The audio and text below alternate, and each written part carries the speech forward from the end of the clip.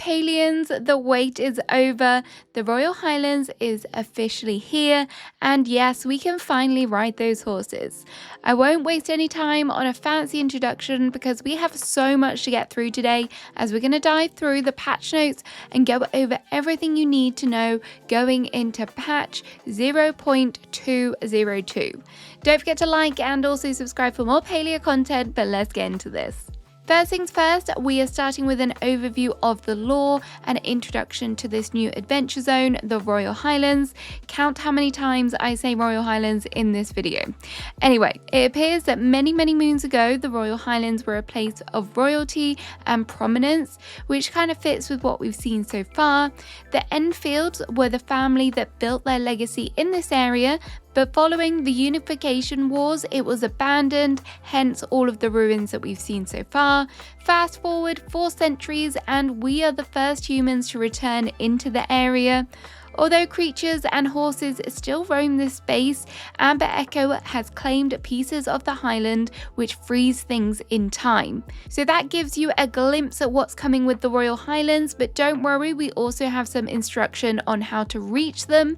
As I said in a previous video, we will be travelling by boat that sets off from the Dear Mer docks in Elderwood.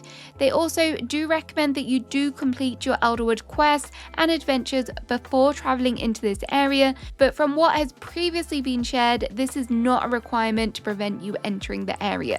It also makes mention of stables, which I believe is referring to the fast travel boards. It is a bit of a weird way to kind of word things, but this is going to be like the Elderwood, where you have to discover the stable boards, which will then allow us to kind of pay to whisk to different areas. So if you see them, don't ignore them. Next, let's get on to what we have all been waiting for, and that is the mounts. These are, of course, in the shape of horses, which players will be able to use to ride across this vast map. When you arrive in the Highlands, there will be a quest that is immediately available, and this will introduce you to your first horse. The good news is you will not need to have completed your main story quest to unlock your first horse, so do not panic if you've not yet finished those Elderwood quests. Once you have finished the quest line, you will receive your first horse, and this will be a Dawn Spur. This one has been inspired by the American Quarter Horse, and to be clear, this horse will be free to all players. There is no premium cost associated with it. Alongside the Dawn Spur, 2 more horse breeds are being introduced. This is the Aquawindo Thoroughbred, which has been inspired by Arabian horses, and you can unlock this one by collecting horse traits from breeding. You can only ride this breed if you purchase the riding license from the premium store, but I will go into that a bit more later. There is also the Phoenix Dawn Spur. This is a mythical variant and it has been touched by a phoenix. This one can be obtained through progression through Binny's side quest, and again you will need a riding license as mentioned above. When you have done the quest, you will also now be able to have horses on your ranch. You can purchase them, breed them, and raise them to find new cosmetics and traits like we do now with the current animals. That's if you do your ranching, that is. But additionally, the horses you breed can also be ridden once they are fully grown. Younger ponies need time to mature before they can be ridden, so bear that in mind. Just to clarify that point, any horses you breed in the ranch that don't require their riding license can be used as a mount free of charge, so you can assign them in your collections tab. You will also be able to breed the horses that require the license even if you haven't made that premium purchase, so this means you can use the Aquawindo Thoroughbred and the Phoenix Dawn Spur on your ranch without having that license. Horses also have the opportunity to drop resources. This includes fertilizer and other resources. This is going to be breed specific, so Dawn Spurs will drop weed block, water retention, star quality booster, harvest booster, and growth booster fertilizer. The Aquawindo Thoroughbreds also drop the same resources, however these will be in higher quality but lower quantity, and the Phoenix Dawn Spurs will drop some spicy foods. Horses can also have traits, but some of these are functional and they will affect your horse's behavior and even performance. They have given us some examples, such as wild horses will move faster, but their turns will be slightly slower. There are, of course, also visual traits. These include realistic coats that have been inspired by real-life horses, but there will also be more fantasy options if you prefer something a bit sparkly, for example. I think these ones are going to be pretty rare to come by. There are also going to be new treats for your horses, including the rider's pedigree cookies, which increase the likelihood of riding traits being passed down, the rider's reroll cookie, which allows you to replace riding traits on a horse, the rider's trait cookie increases the chance of riding traits to appear spontaneously. Of course, you also need to know how to actually ride your horse, so the horse is going to be a mount that you can summon like a tool. It will appear in the wheel, and when you are in an area that will allow it, you can select it. Of course, you can't ride it everywhere. There are certain spaces where this is not allowed, for example, in the underground. You can, however, ride them in most locations, and this does include your housing plot. Horses are able to walk, trot, canter, gallop, and even spring. Players will have full control over the speed and direction in which they run. I shouldn't say run, trot. There is also the chance for them to go backwards as well, which is good if you get yourself in a tight spot. Be careful though, the horses do have stamina. The more you ride the horse, the more the stamina it will consume. Stamina can be replenished by simply waiting for time to pass, or when you are on your horse, you can also collect what's called flow sparks, and these will instantly restore the stamina. If you are concerned about controlling your horse and potentially motion sickness, there are a variety of different features to help. The camera, for example, will be set to turn with your horse by default, but you can customize this in the settings if you want to.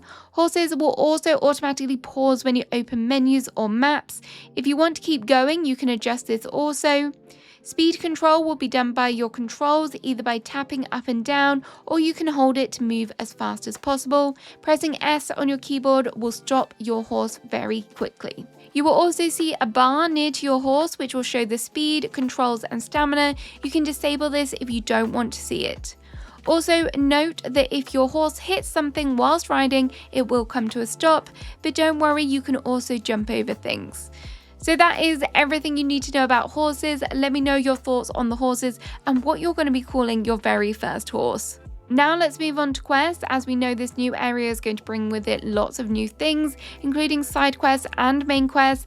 And also, don't worry, the Beast of the Elderwood will also be making an appearance if you want to figure out what happened with them. The main story is going to focus on the Amber Echo that I mentioned earlier. Amber Echo is scattered throughout the world and it's going to be the main currency of the Highlands. As you progress through the story, you'll be able to find out how to collect it, and through your exploration, you will find aspects of it everywhere, including in mining nodes, trees, through hunting creatures and insects. You can break the crystals with your tools, and any tier of tool can break the crystal. You want to collect as much of the Amber Echo as possible, because there is also the Amber Echo store, which will allow you to buy lots of cool things. This store will be run by Sabura. This story will also bring you to meet the new character Echelon, who is the son of the Duchess Kenyara Bahari. He was apparently raised to succeed the bloodline, but he is now an expert at the Bahari Institute where he studies. Due to this, Echelon has a particular interest in the Highlands, and he needs your help finding the artifacts across the region. The artifacts you will find represent the Enfils, who I mentioned earlier and resided in the Highlands. As you find them across the map, you'll piece together the story, and you'll be able to find them in rummage piles or by trading with other players at the central stable. There are also a few rarer ones from the Echo store or treasure chests that cannot be traded. Collecting your artifacts will also play into the relic system. Their acquisition is also tied to main story progression, and Echelon will guide you through this. There are 4 in total, and they can go up to level 5. They increase the amount of echo gathered, the amount of non-echo materials gathered, your tool's effectiveness, and the chance of receiving rare Highlands loot drop. To be honest, these sound a lot more appealing to me than the relics that we had in the Outer Woods. So that gives you an idea of what to expect from the main storyline and kind of the themes of the Highlands, but it doesn't stop there, as there are going to be new daily quests that are tied to the Royal Highlands. You will also see that NPCs will move locations, and their weekly wants will now reflect what is available in the Royal Highlands too.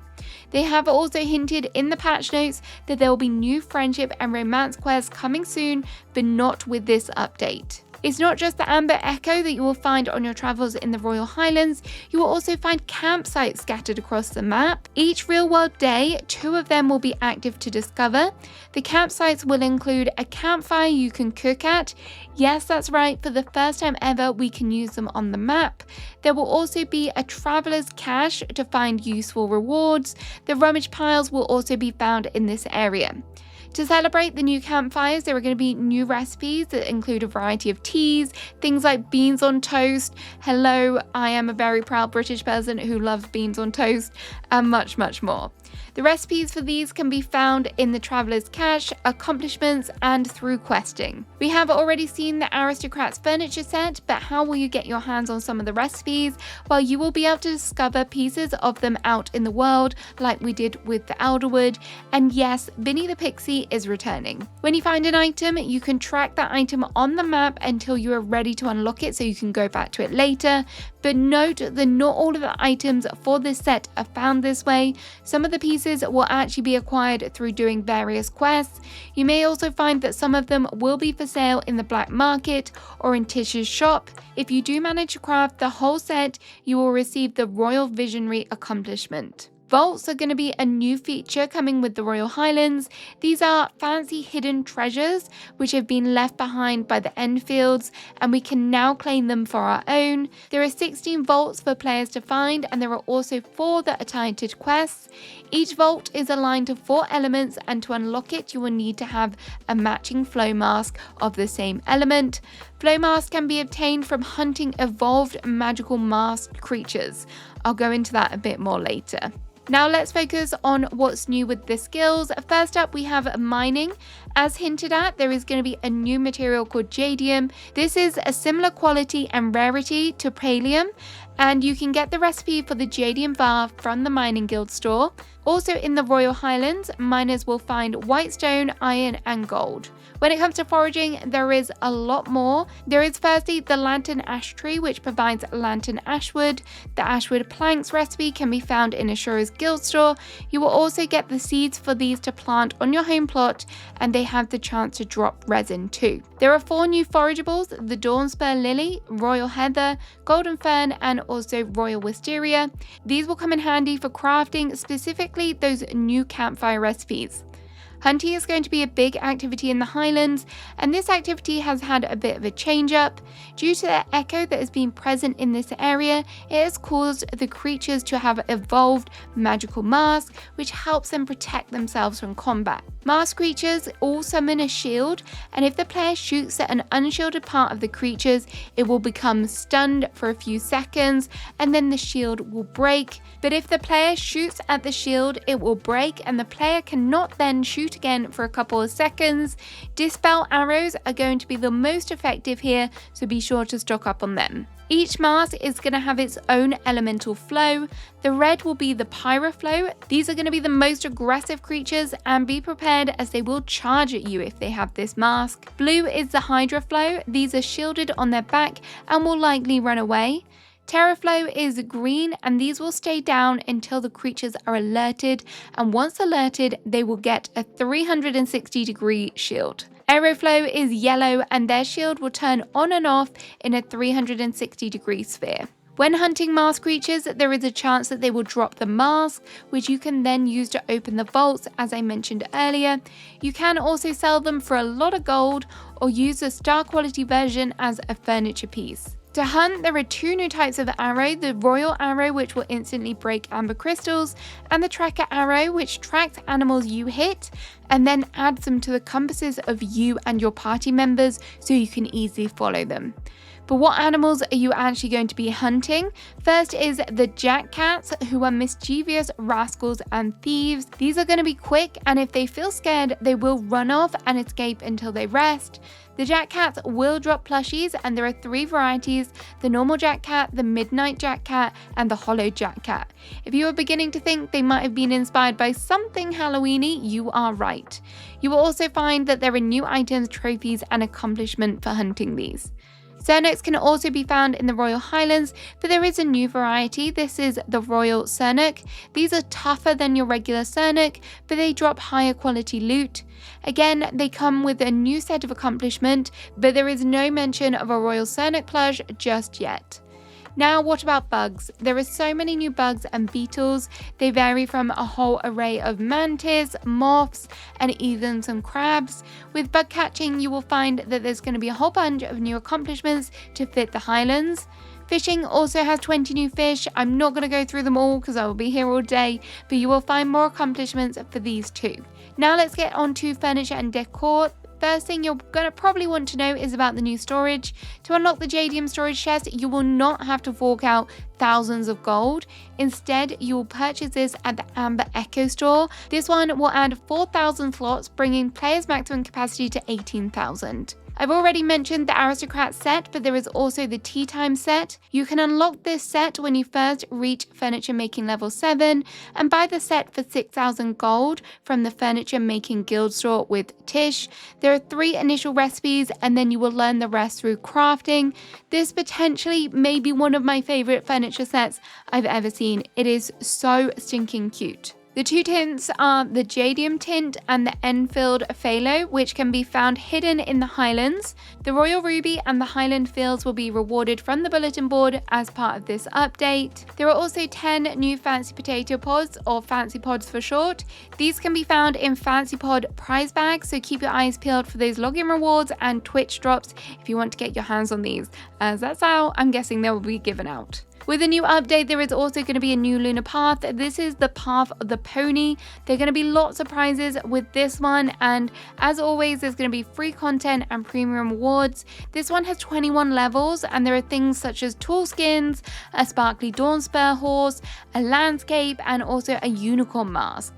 This is also how you are going to obtain the new ancient homeline recipes.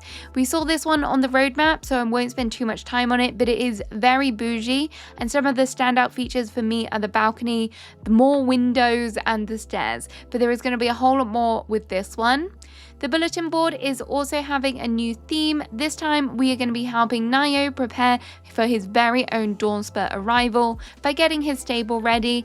As mentioned earlier, the completion of this board will grant the 2 new tints. The Kilima coin store is also undergoing a change, and some of the previous items will have left when you log in today. New in this store with this patch are the Floral Fantasy and Lilac Stripes wallpapers, the pearlescent petals and eclectic floors, and also the string light decor recipes. You will also find the Rolly voucher in there. If you missed out on these items before, have no fear, you can get them now. The developers have also teased the clothing dye system for a while now, and finally it's going to be coming with this update. This will give players much more control over the color clothing system, but if you want to, you can still use the default presets. Outfit pieces will now have up to 4 separate aspects to dye. In order to get the dyes, you need to unlock the palettes, and palettes can be unlocked using tailor tickets. Tailor tickets can be obtained from doing your daily quests, and the palettes will cost 25 tickets. If you're struggling to do your dailies, you will also now be able to buy tailor tickets. 25 tickets can be purchased for 100 Palia coins, or you can get 200 tickets for 800 Palia coins. Be careful though, I believe there is still going to be the cap of 500, so double check that by going to your currencies tab. As of today's update, the system is going to be available to all default outfits and some of the most popular premium outfits. However, it won't be to all. That will come over time as they add even more available outfits. If I still have your attention, please drop a horse emoji in the comment, but also prepare your horses as there is a new community event coming called the Long Ride. This event is all about mounts, exploration, and collecting that Amber Echo. As always, keep an eye on the Discord for updates on the rewards. This event will run between May 25th and June 1st, and there is a more detailed blog post if you want to learn more.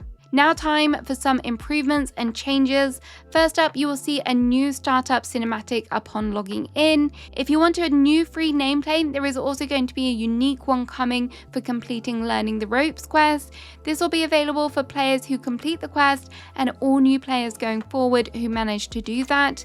The nameplate is supposed to show that the player is new and may need a little bit of extra help. Cookie of the Day treat has been moved from uncommon to rare. You can also now decorate ceilings freely without needing to remove items before building up. You can also now add wallpapers to the alchemist fireplace and conservatory. Now it's time for some bug fixes, and boy, there are a lot. So if you want to see all of them, check out the full patch notes. I put a link below, but here are the top fixes. Firstly, if you have experienced the pink void when traveling to your housing plot, this should now be a thing of the past. Issues with the Zendru tree and the connected quest line have been fixed, particularly the one causing players to become stuck. Tint descriptions have been updated, and you will find out how to get them included in the description going forward. An issue has been fixed whereby there was a never-ending loading screen when searching for players in the social menu. The quick chat function should also now work if Whisper is selected as a chat method. Now time to get on with the premium store. First up, we have the Highland Champion outfit, which is a top and hat set for 2,550 Palia coins. There is also the Ashwood Ranger, which is a top, bottom and hat set for 2,550 Palia coins. There is the Paddock Prim set, and this is a top and bottom for 1,700. And finally, the Corsa Casual, which is a top and bottom for 1,700 Palia coins. I've mentioned the riding licenses, and you can also purchase the Phoenix Dawnspur license for 2,550 Palia coins. There is also brand new supporter packs coming with this update, like we saw when Elderwood launched. So boy, that is a lot, and that is officially everything you need to know about this update and what is coming here. Happy playing. Let me know what you're most excited for in the comments, and I hope you enjoy the update day. Goodbye.